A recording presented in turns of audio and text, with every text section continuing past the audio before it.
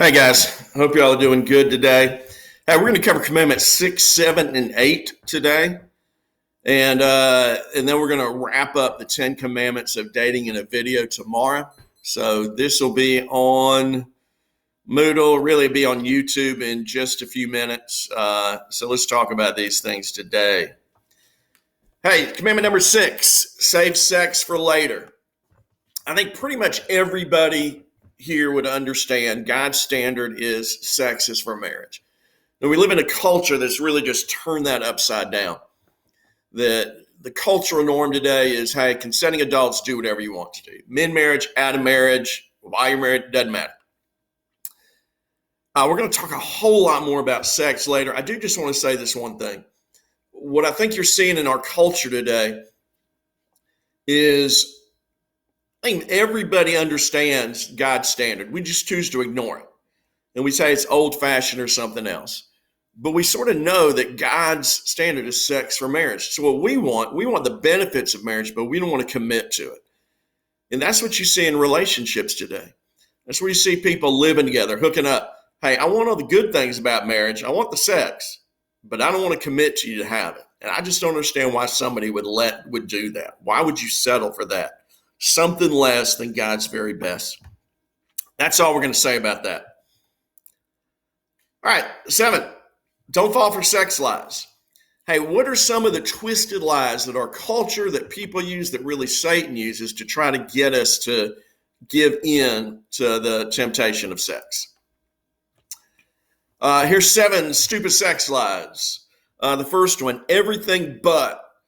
And usually that but is everything but sexual intercourse is okay. There's sort of this thing that as long as I don't have sexual intercourse, I'm still okay. Remember, God's standard is purity. It's not so much just about the physical. It's about you totally inside, spiritually, emotionally, and physically. God wants you to be pure. So what you find is we have a bunch of what I'd like to call a technical virgin. Yes, they've never had sexual intercourse, but they've done everything else. I mean, hey, they've been together naked. They've engaged in oral sex. You're seeing people engage on the rise, anal sex, and they're doing all of these things. And yet there's this idea that, well, I'm not really a virgin. Some of it goes back even all the way to our President Clinton when he talked about having oral sex with his intern. It is not really sex. You can't really call it that. Guess what, guys? Oral sex. It's got the word in it. It's sex. Okay? So it's not okay. That's something that's reserved for marriage. Hey, number 2, if you're in love, it's okay. Well, remember what love is. Love is doing what's best for the other person. It's saying no to what you want and doing what's best. And sex is never best outside of the marriage relationship. Don't mistake love and lust. Love waits, lust doesn't. Third lie, hey, it'll make us closer. Physically, yes, but not emotionally.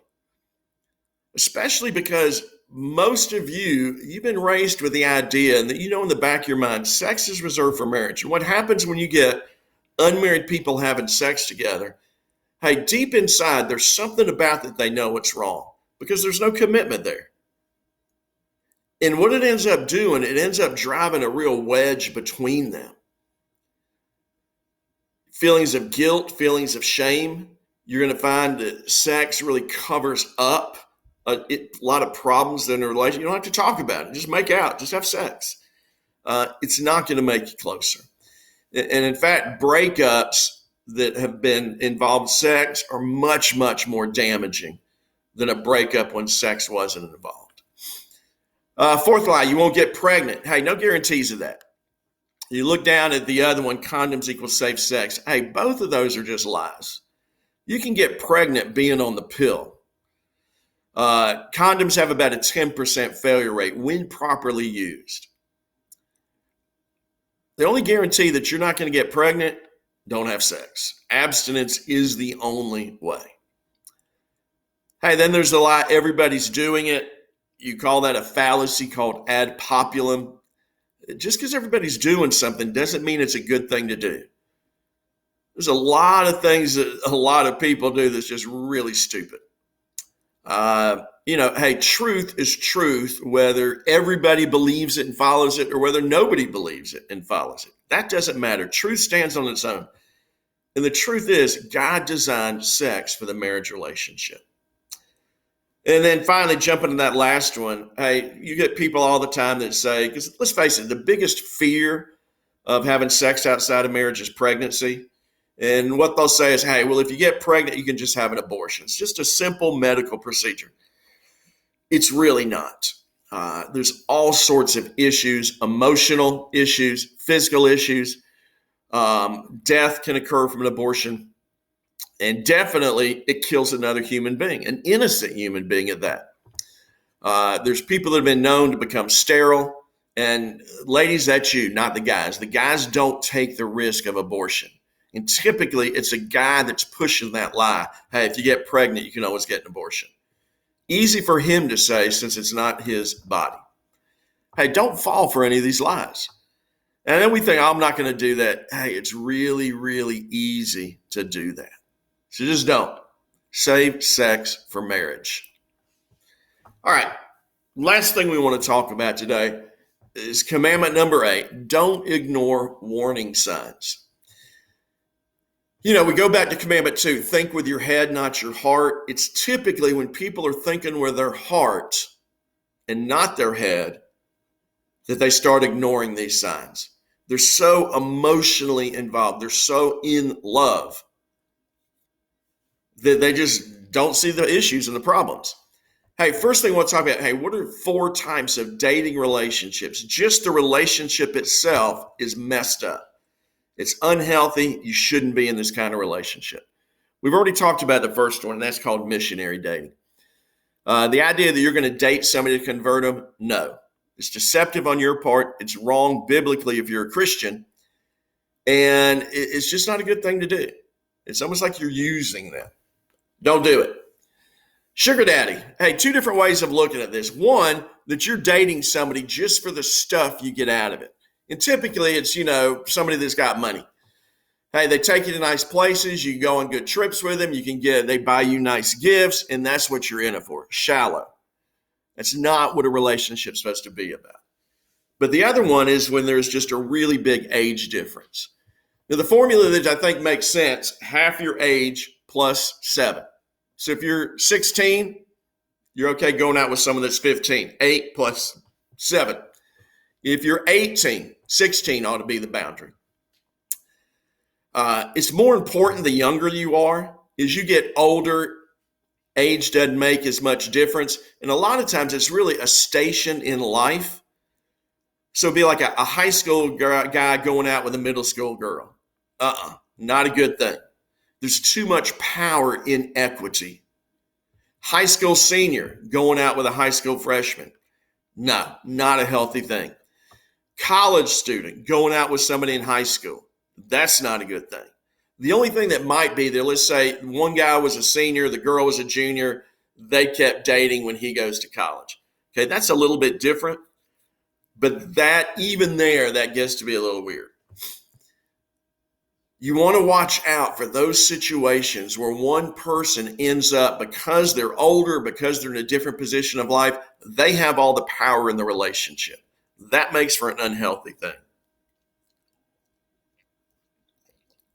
Hey, the next one, Mother Teresa, that's the rescuer. And that's where typically these are girls who do this. It's like they're looking for somebody to fix a project.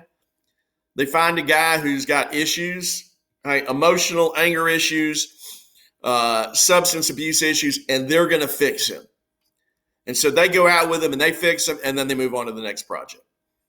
Not a good thing. And then the last one is sort of the bad boy, bad girl. Hey, who can I date that'll really tick my parents off?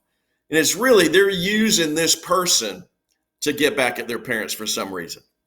Don't do that. That is not something that is a healthy thing. It's not something that's a good thing to do. Give you an example. It would be like, your parents are really racist against a particular race, and you bring home someone of that race and say, hey, here's my new boyfriend, here's my new girlfriend. is your parents are really strict Christians. And so you're going to bring home the local atheist for lunch, for dinner. Yeah, don't do that kind of stuff. It's deceptive. It's not right. It's not the basis for a relationship. But what are some of the other warning signs that you want to look out for? Hey, we got 6 things here. Hey, the first 3 ought to end a relationship. We already talked about abuse. Any kind of physical, verbal, emotional abuse, end the relationship there. We already said in marriage, abuse in marriage usually doesn't start there. The signs were there beforehand. So if you've got somebody who is physically, verbally, or emotionally abusive, dump them. Go find somebody else. Hey, somebody who lies to you all the time, dump them. Somebody that's cheating on you, whether dating, engaged, you ought to just dump them, go find somebody else. Those 3 ought to end the relationship. Now, the next 3 are just really strong warnings. Hey, if you start losing a lot of your friendships because you spend so much time with someone you're dating, just tells you I'm spending too much time with the person I'm dating. They're too high a priority. We already talked about that when we talked about get a life, take it slow. Be careful. If your relationship is just evolved into something that's purely physical, that you've crossed certain boundaries that you should have set up, anytime you're alone, hey, it's just a makeout session or more. You don't really spend time actually talking to each other. You're always looking to be alone because you want to do things that you know you aren't going to be doing around other people. That's a real warning sign. It's hard to pull back from that once you cross the boundaries. I've known a couple of couples that have. Most of the time, it's just hard to pull back from that. Once they've crossed certain boundaries physically, unfortunately, it usually ends up breaking up badly. Typically, relationships that have been heavily involved in the physical, sexual part end up really bad breakups. A lot of hurt there. And the final thing is if, hey, your relationship with God is diminished. We said at the very beginning, we talked about purposes of dating. Your purpose to date is to glorify God, is to build your relationship with God, is to encourage the other person in their relationship with God. If those things are being diminished, if you're finding you're spending less time with God, if you're finding you're not going to church as much, can't really count that now since we can't go to church. But if you're finding that, hey, you really ought not to be doing that. Pull back and say, hey, what is causing it? What is it about this relationship is causing some of these problems? And then you got to decide, hey, can we change? Can we fix it? Or is this relationship just gotten to such an unhealthy point? We need to change it. Hey, just remember this. God wants the very, very best for you. It's not like God's going to hold out on you. God wants you to experience life in the very best and most successful, most fulfilling, satisfying way. And that's always going to be by following his principles. All right, guys, man, I love you. I'm praying for you. I look forward again to when we get to meet again. All right, guys. See you later.